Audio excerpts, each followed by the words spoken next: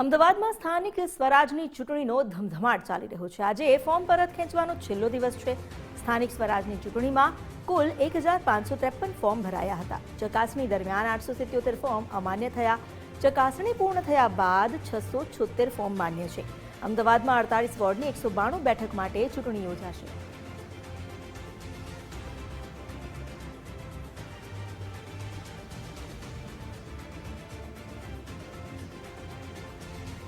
અમારી સાથે જોડાયા છે સંવાદદાતા માનસી, તેમની પાસેથી વધુ જાણકારી લઈએ। માનસી, અમદાવાદમાં પણ સ્થાનિક સ્વરાજની ચૂંટણીની જે પ્રક્રિયા ચાલી રહી છે, ઉમેદવારી પત્ર પરત ખેંચવાનો આજે છેલ્લો દિવસ છે, તો આજે પ્રશાસન તરફથી પણ એટલી તૈયારી કરાઈ છે। શું ત્યાં માહોલ દેખાઈ રહ્યો છે? કેવી હલચલ છે?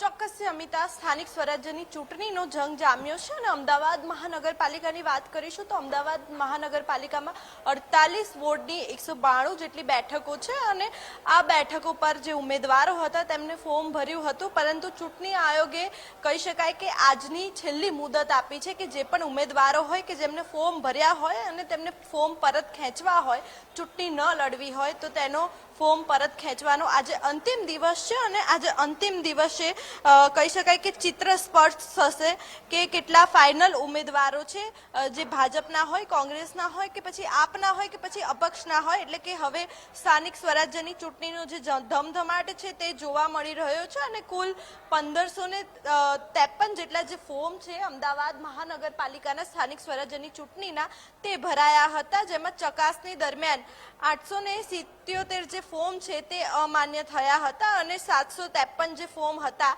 તે માન્ય કરવામાં આવ્યા હતા। એટલે કે અમદાવાદ કોર્પોરેશનની ચૂંટણી ચકાસણી પૂર્ણ થયા બાદ 676 જેટલા ફોર્મ છે તે માન્ય રહ્યા હતા અને અમદાવાદમાં કલેક્ટર કચેરી ખાતે હાલ તો તૈયારીઓ જોવા મળી રહી છે। તમામ જે ચૂંટણી અધિકારીઓ છે તે પણ આવી પહોંચ્યા છે અને ખાસ કરીને આજના દિવસે ચિત્ર સ્પષ્ટ થશે કે કેટલા જે ઉમેદવારો છે તેનો આંકડો સાંજે 5 વાગ્યા સુધી આવી શકે છે અને સમગ્ર ગુજરાતની વાત કરીશું તો સમગ્ર ગુજરાતમાં 393 સ્થાનિક સ્વરાજ્યની જે સંસ્થાઓ છે અને 10,005 જેટલી જે બેઠકો છે, બેઠકો માટેની ચૂંટણીમાં જે આજે ફોર્મ ચકાસણીમાં લગભગ 10,898 જેટલી ઉમેદવારો રદ થયા હતા અને આજે બપોરે 3 વાગ્યા સુધી જે દાવેદારી છે તે પાછી ખેંચવા ચૂંટણી આયોગે જે મોહલત છે તે આપી છે। એટલે કે આજે અમદાવાદ પાલિકા નહીં પરંતુ સમગ્ર ગુજરાતમાં તમામ જે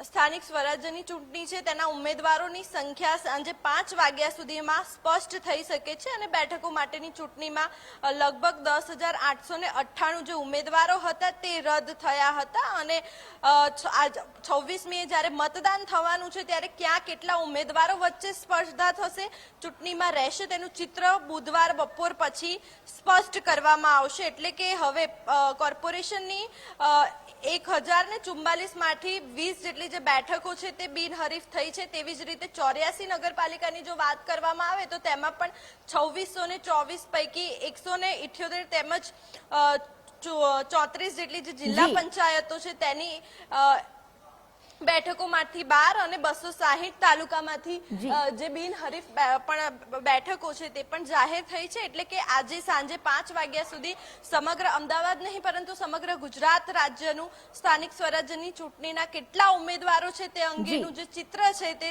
5 વાગ્યા સુધી સ્પષ્ટ થશે અને 5 વાગે ટોટલ કેટલા ઉમેદવારો છે તેની યાદી સામે આવશે। જી આભાર આપનો જાણકારી આપવા માટે।